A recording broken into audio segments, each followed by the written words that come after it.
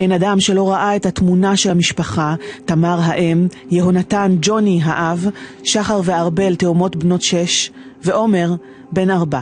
כולם נרצחו בממד שבביתם. זוהי התמונה האחרונה של ג'וני שניסה להצחיק את בני המשפחה עם כסדה על הראש כשהוא מחזיק את ידית הממד. המחבלים כנראה זרקו שם רימונים, פיצצו את כל הבית.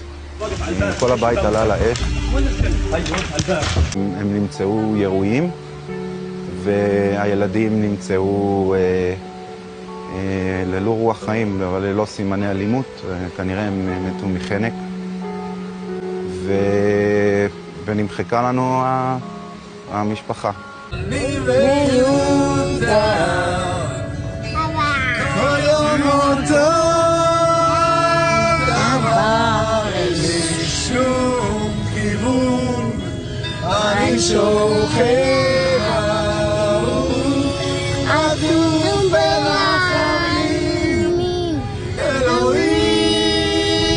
משפחת קדם היא אחת ממשפחות רבות שפשוט נרצחו באכזריות שקשה לתפוס.